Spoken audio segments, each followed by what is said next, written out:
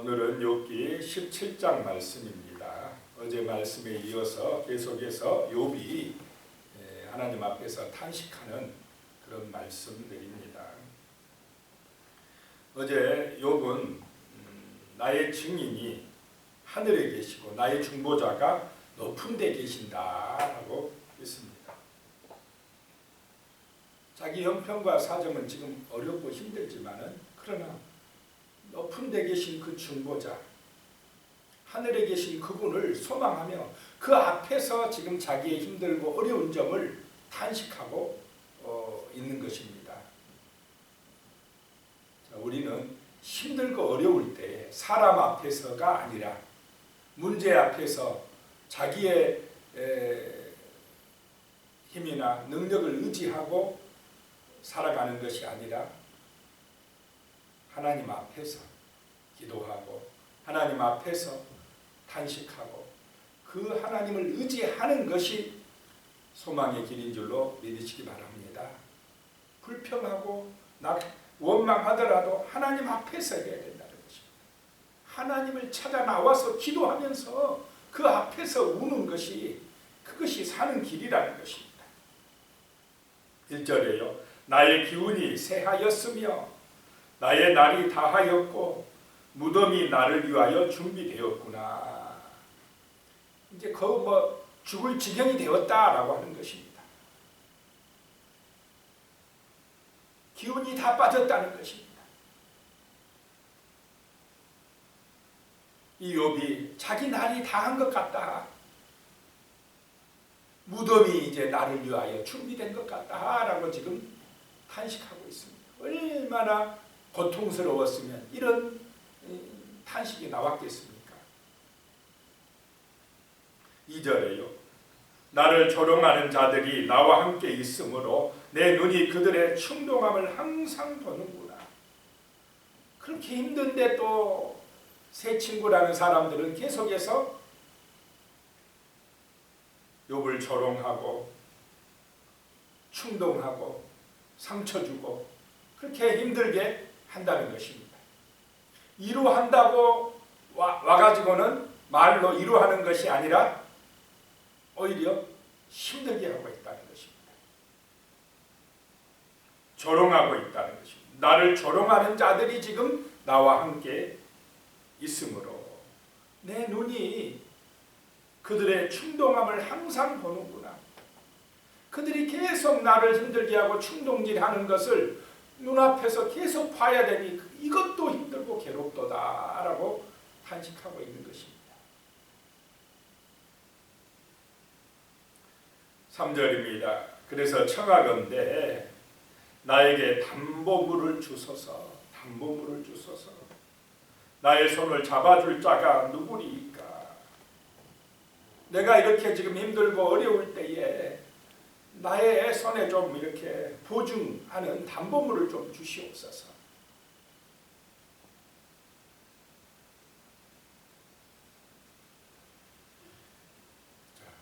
하나님께서 우리에게 보증이 되시는 줄로 믿으시기 바랍니다.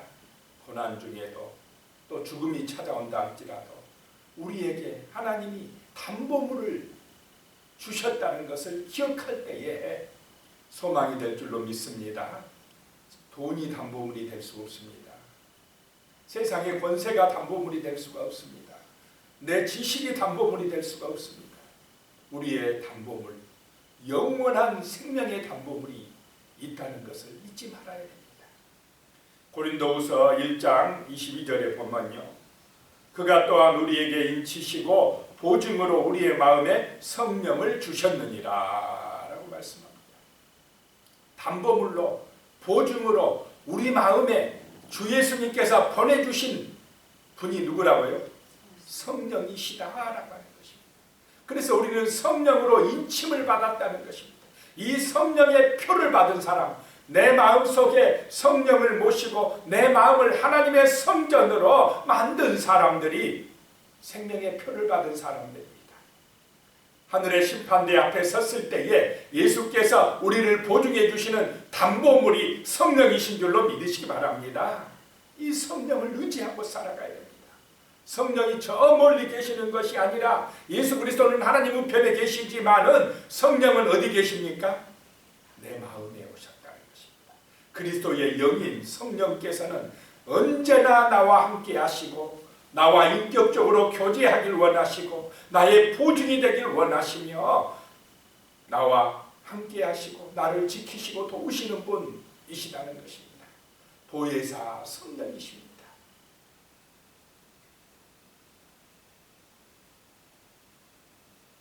십자가가 우리의 보증이 되시는 줄로 믿으시기 바랍니다.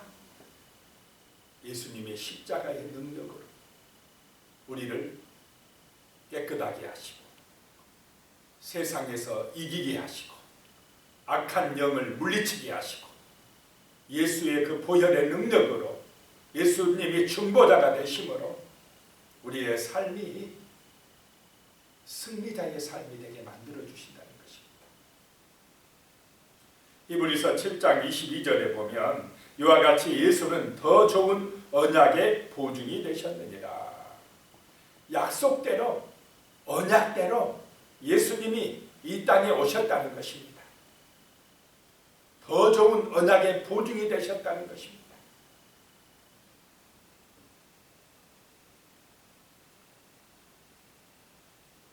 그래서 예수님이 성령의 능력 안에서 우리의 보증이 되시고 우리의 손을 잡아주시는 줄로 믿으시기 바랍니다.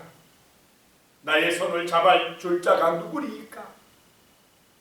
욥이 고난 중에 탄식할 때 그 손을 잡아주실 분, 보증이 되시는 분, 그분이 바로 예수 그리스도요 예수님이 보내주신 주의 성령 하나님이신 줄로 믿습니다. 4절입니다. 주께서 그들의 마음을 가리어 깨닫지 못하게 하셨사오니 그들을 높이지 마소서. 이 세 친구가 하나님의 마음을 깨닫지 못한다는 것입니다.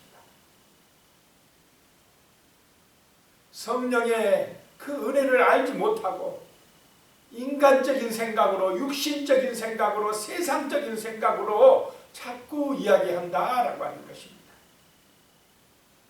5절입니다. 보상을 얻으려고 친구를 비난하는 자는 그의 자손들의 눈이 멀게 되리라. 이런 속담이 그 당시에 있었다는 것입니다. 어떤 이익을 위해서 보상을 얻으려고 친구를 비난하는 자는 그 자손들의 눈이 멀게 되리라. 이런 속담이 있었는가 봅니다. 욥이 볼 때에 이 세 친구가 자기를 그렇게 취급하는 것 같다라고 하는 것입니다. 6절입니다. 하나님이 나를 백성의 속담거리가 되게 하시니 그들이 내 얼굴에 침을 뱉는구나. 이 고난 당하기 전에는 사람들이 욥을 아주 칭송하고 욥을 존경하고 함부로 여기지 아니하고 그랬는데 이렇게 재산이 다 없어지고 자식들도 죽고 또 몸도 아파가지고 이렇게 어려워지니까 주변의 백성들이 이러쿵저러쿵 이야기 많이 한다는 것입니다. 욥이 뭔 죄를 지었기 때문에 저런다고 그렇게 이야기하고 조롱하고 또 내 얼굴에 침을 뱉는구나 라고 하는 것입니다.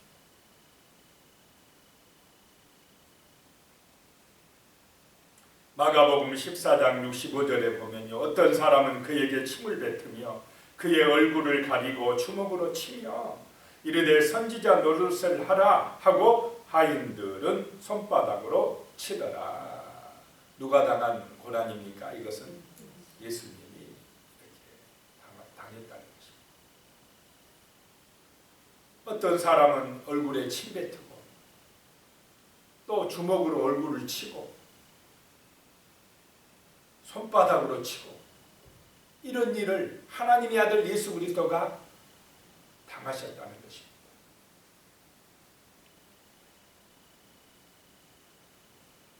우리 인간의 죄를 대신하기 위해서 우리 인간의 허물과 죄에서 우리를 구원하시기 위하여 오신 하나님이 이 땅에서 이렇게 참 비참한 대우를 받았다라고 하는 것입니다. 조롱을 받고 천대를 받았다는 것입니다. 자, 예수님이 죄가 있어서 이런 고난을 당하셨습니까? 아무런 죄도 없고 흠도 없으신 그분이 사람들에게 이렇게 멸시받고 조롱받고 얼굴에 침뱉음을 당하는 그런 모욕을 받으시면서도 참으시고 용서하시고 죽기까지 하나님의 뜻에 말씀에 순종한 줄로 믿으시기 바랍니다. 예수님, 이런 예수님을 보고서 죄 때문이야 라고 할 수가 있겠습니까? 그런데 이 세상 사람들은 그렇게 함부로 말을 했다는 것입니다. 욥이 고난당하는 걸 보면서 침뱉으며 조롱하며 멸시했다는 것입니다. 그래서 우리는 항상 내 중심으로 세상 생각으로 함부로 말하고 평가하지 마시고 항상 하나님의 입장에서 기도하면서 내 마음에 와 계신 성령의 인도를 받아서 생각하고 말하고 그렇게 행동하는 은혜가 임하시기를 축복합니다. 그것이 성령의 인도받는 길이고 그것이 세상에 하나님 나라가 오게 하는 길이다라고 하는 것입니다. 7절입니다. 내 눈은 근심 때문에 어두워지고 나의 온 지체는 그림자 같구나. 근심으로 얼마나 힘들었으면 이 욥이 근심으로 눈까지 어두워지고 이 욥의 몸은 지체는 그림자같이 되었다는 것입니다.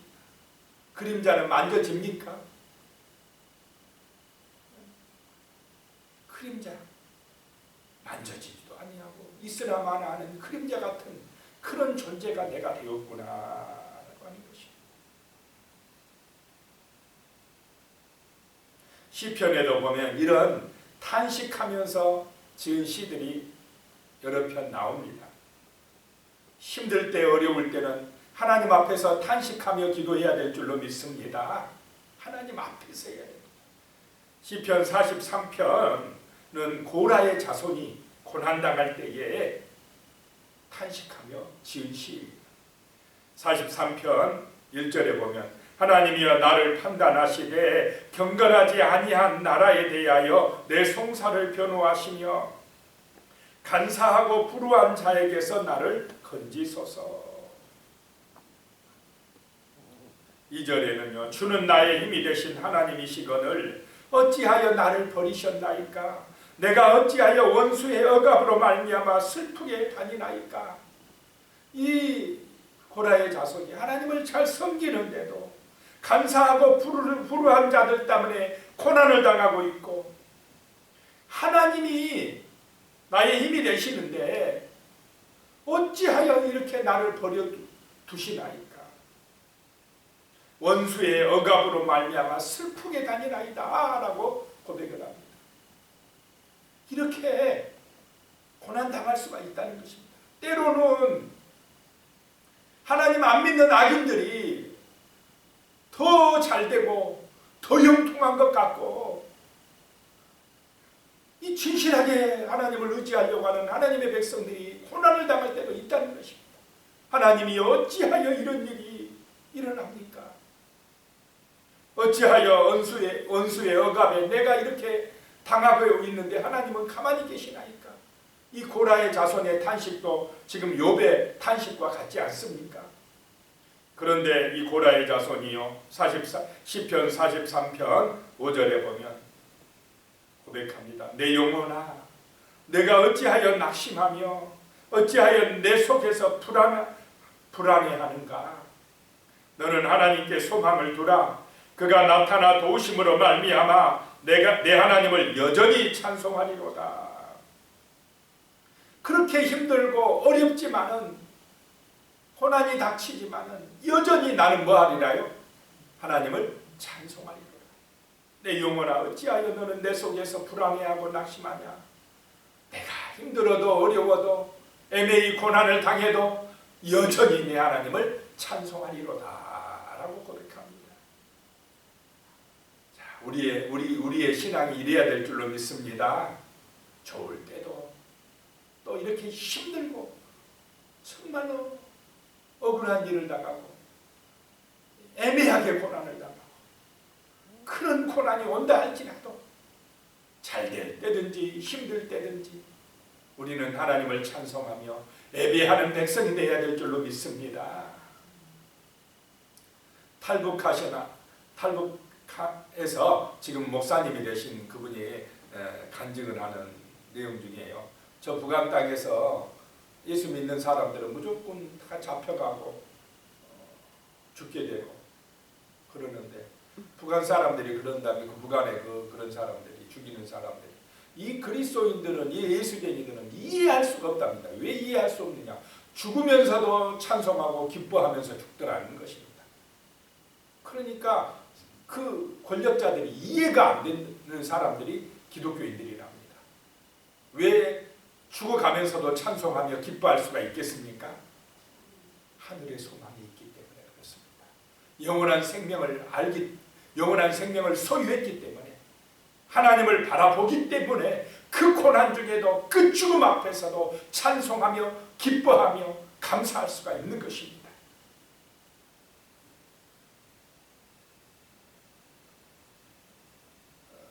다윗도 시편 39편에 보면 탄식하며 하나님 앞에 고백하는 그런 시를 남겼는데요.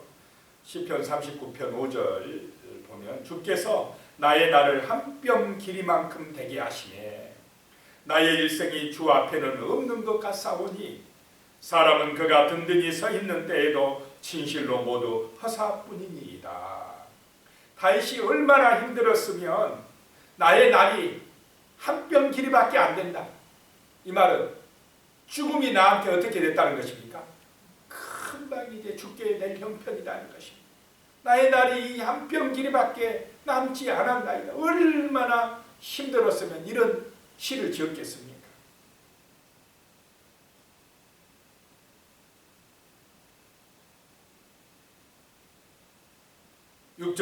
시편 39편 6절에 보면요. 진실로 각 사람은 그림자같이 다니고 헛된 일로 소란하며 재물을 쌓으나 누가 거둘지 알지 못하나이다. 각 사람이 그림자 같다는 것입니다. 어쩌면 우리 인생이요 그림자 같은 인생입니다. 이 땅에서 영원히 살 것 같지만은 그림자 같은 인생이라는 것입니다. 하나님이 보실 때에 우리 인생이 100년이라 해도 하나님의 영원하심에서 보면은 100년이 깁니까? 아주 짧습니까? 한 뼘 길이도 안 된다는 것입니다. 그런 인생 살면서 우리 인생들이 하나님을 대적하고 하나님이 어디가 있느냐 그러고 인간 그 참 연약한 인생들이 스스로를 뛰어난 체하며 바벨탑을 쌓아서 하늘 꼭대기까지 올라가려고 하고 하나님의 자리를 차지하면서 그렇게 교만한 어리석은 인생들이 많다라고 하는 것입니다. 사람들이 헛된 일로 소란하며 재물을 쌓으나 누가 거둘지 모르겠다라고 다시 이야기합니다. 자, 이 세상에 사람들이 열심히 살아가는데 헛된 일로 그런다는 것입니다. 죽어가는 일을 위하여 지옥 심판받을 일을 위하여 열심히 산다는 것입니다. 자, 세상 사람들이 열심히 하는 일들 정말로 열심히 일해요. 바쁘게 살아갑니다. 그런데 하나님 떠나서 하는 일들은 다 어떤 일입니까? 다 허망한 일입니다. 열심히 돈 벌어 쌓아놨는데 죽을 때 가져갈 수 있습니까? 그 재물을 누가 취할지 어떻게 아느냐 이 말입니다. 모두가 허사뿐이로다 라고 하는 것입니다.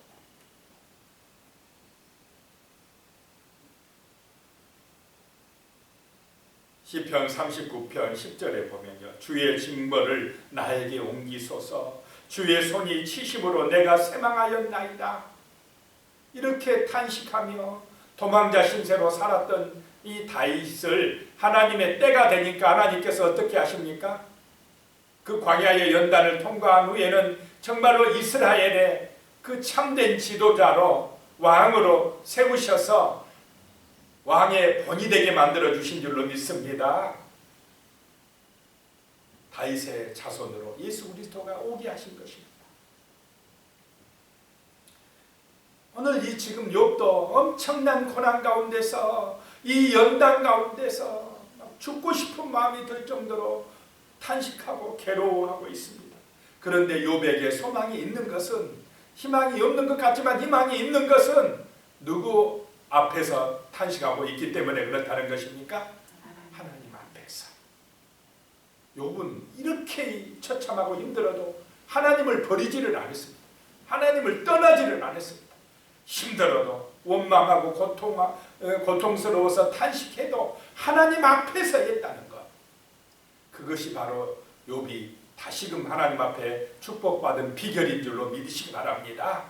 기도드리겠습니다.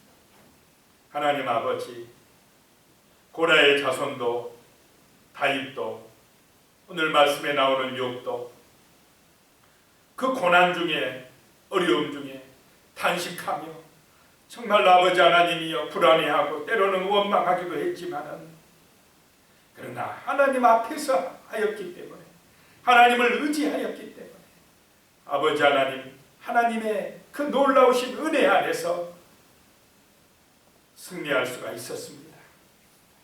아버지 하나님, 하나님의 놀라운 은혜로 살게 하여 주시고 담보물로 성령을 보내주셨사오니 늘 우리의 마음에 계신 성령님을 의지하고 성령님에게 민감하고 성령님과 교제하고 성령의 인도받아서 승리하는 삶을 살아갈 수 있도록 도와주시옵소서. 하나님 아버지, 좋을 때는 찬송하게 하여 주시고 잘 될 때는 감사하게 하여 주시고 때로는 힘들 때, 고난이 올 때, 어려울 때는 하나님 앞에서 탄식하며 하나님 앞에서 기도하며 하나님의 능력의 손을 의지할 수 있는 믿음을 주시옵소서. 예수님의 이름으로 기도드리옵나이다. 아멘.